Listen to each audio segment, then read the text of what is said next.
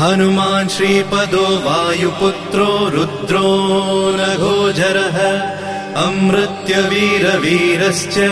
ग्रामवासो जनाश्रयः धनदो निर्गुणः शूरो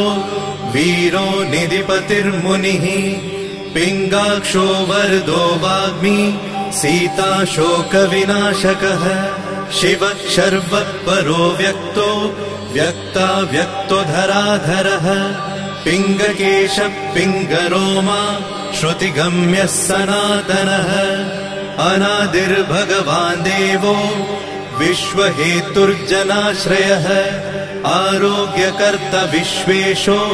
विश्वनाथो हरीश्वरः